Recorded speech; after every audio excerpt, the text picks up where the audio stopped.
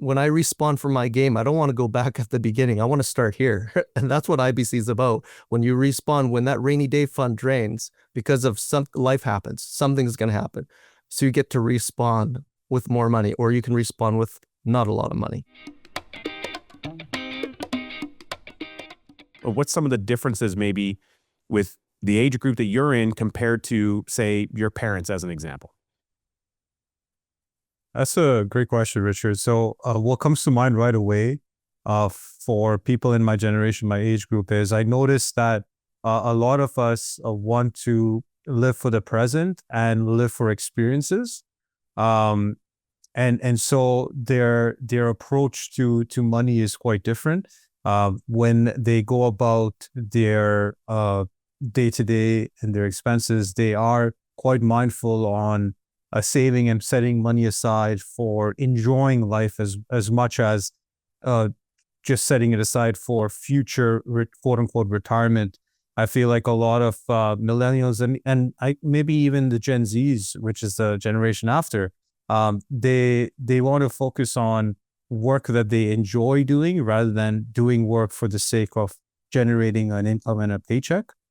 So I find that the mindset is slightly different with those two generations.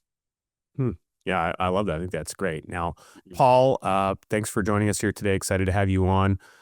You've got an interesting take on this. Of course, you started now your policy system and just doing this for yourself as an individual.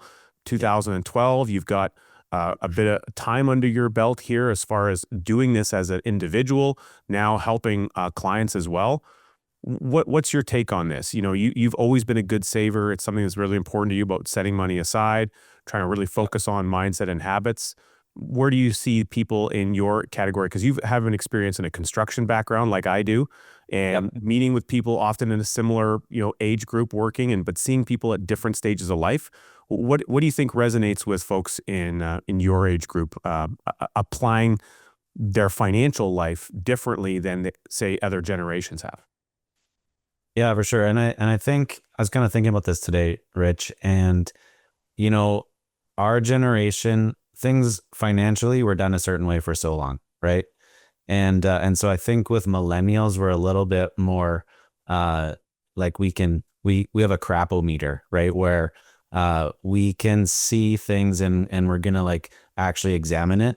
And I think a lot of that kind of comes down to we've seen so much hypocrisy in the system. And like I remember when the 2008 crash happened, right? I remember, this is the way I need to do it. And then all of a sudden this massive thing happened in the economy and everyone's like, wait a second, maybe there's something different. And I think even for myself too, right? That kind of got me thinking of like, there's got to be a different way.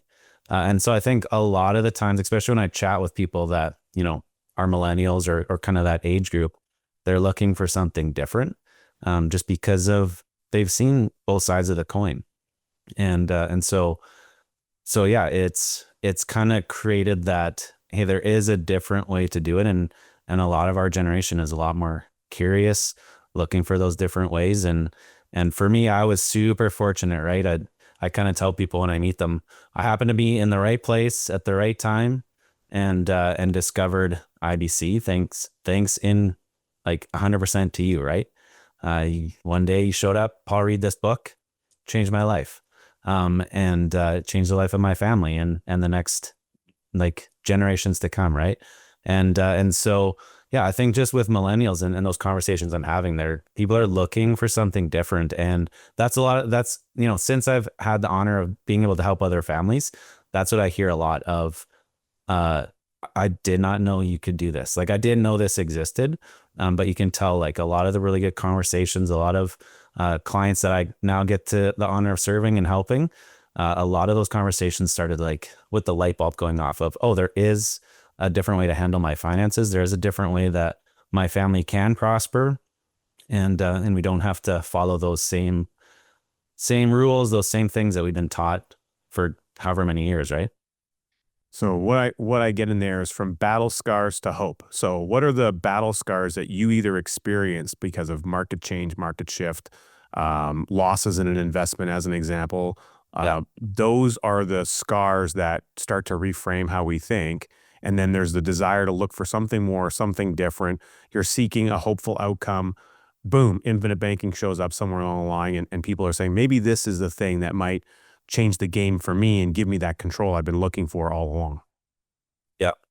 Yeah. And for me, one of the big ones, the big life lessons I had was, people said, hey, buy real estate, rent it out. And for a lot of people, that works really well. And then I did that, made a bunch of money. Then 2008 happened, and, a couple properties I had were underwater and I was stuck. But I was fortunate, right? That was around the time that I found infinite banking and Nelson Nash, and, just faithfully year after year, put premium in the system. And 10 years later, just that consistency and sticking for the long term, like I said before, changed my life and helped me recover from a lot of the mistakes that I made, 15 years ago. Yeah, amazing. Now, Quan, you have speaking of real estate, you kind of came in with a real estate investor, looking at different investments was kind of a focus for you. That's kind of how you entered the infinite banking space to some degree.